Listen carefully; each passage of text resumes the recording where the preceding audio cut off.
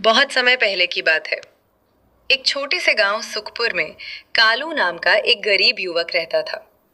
कालू जितना मेहनती था उतना ही बदनसीब भी। गांव में लोग कहते थे, इस कालू के हाथ में तो छेद है, जो आता है निकल जाता है। कालू दिन भर मेहनत करता, कभी खेतों में मजदूरी, कभी लकड़ी काटना, कभी किसी की दुकान पर सामान ढोना। लेकिन शाम तक उसके पास 2 वक्त की रोटी भी मुश्किल से होती। उसकी माँ धनिया अक्सर उसे समझाती, बेटा मेहनत कर, भगवान सब देख रहा है। कालू मन ही मन सोचता, अगर भगवान देख रहा है तो मेरी तकलीफ क्यों नहीं देखता। एक साल गांव में सूखा पड़ा, काम मिलना बंद हो गया। जो थोड़ा बहुत पैसा कालू ने जोड़ा था वो दवाइयों और कर्ज में चला गया।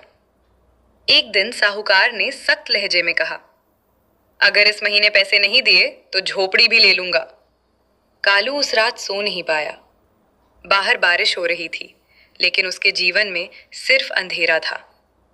अगले दिन कालू लकड़ी काटने जंगल गया। चलते चलते उसे एक बहुत पुराना बरगद का पेड़ दिखा। पेड़ के नीचे एक बूढ़ा आदमी बैठा था, जिनके कपड़े फटे हुए थे, लेकिन आंखों में अजीब सी चमक थी। बूढ़े ने कहा, बेटा क्या मुझे थोड़ा पानी मिलेगा? कालू के पास खुद खाने को कुछ नहीं था, फिर भी उसने अपनी पानी की बोतल बूढ़े को दे दी। बूढ़ा मुस्कुराया। बहुत लोग अमीर होकर भी गरीब दिल के होते हैं, और कुछ गरीब होकर भी बहुत अमीर। फिर उसने कालू को एक साधारण सा पत्थर देते हुए कहा, इसे संभाल कर रखना। जब तुझे लगे कि नसीब बिल्कुल साथ नहीं दे रहा, तब इसे देखना। कालू ने पत्थर जेब में रख लिया। उसे लगा ये कोई मजाक है, लेकिन फिर भी उसने मना नहीं किया। कई दिन बीत गए, कुछ नहीं बदला। एक दिन साहूकार फिर आया और झोपड़ी खाली करने को कहने लगा। माँ रोने लगी। उस रात कालू बहुत टूट गया। उसने जेब से वही पत्थर निकाला और गुस्से में बोला, इससे क्या होगा, मेरा नसीब तो पत्थर से भी सख्त है। लेकिन तभी उसे बूढ़े की बात याद आई।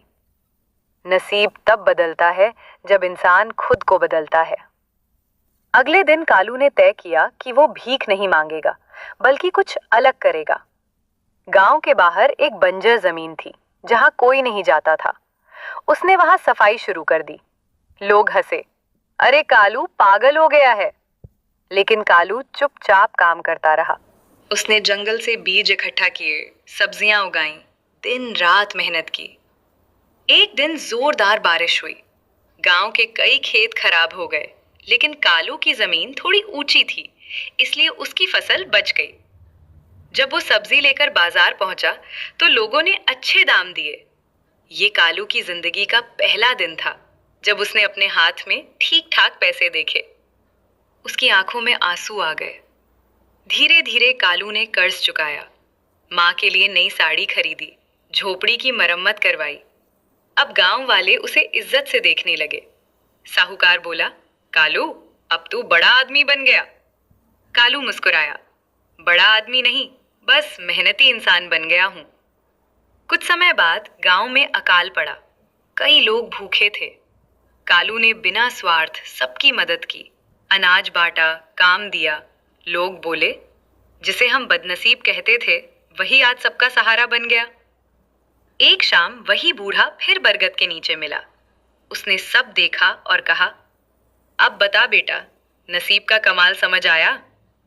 कालू ने झुककर कहा, हाँ बाबा, नसीब कोई जादू नहीं, मेहनत और अच्छे कर्मों का फल है। बूढ़ा मुस्कुराया और धीरे धीरे ओझल हो गया। नसीब उसी का साथ देता है जो हार नहीं मानता। असली चमत्कार मेहनत, धैर्य और नेक दिल में होता है। गरीब होना अपराध नहीं, हार मान लेना सबसे बड़ी गरीबी है।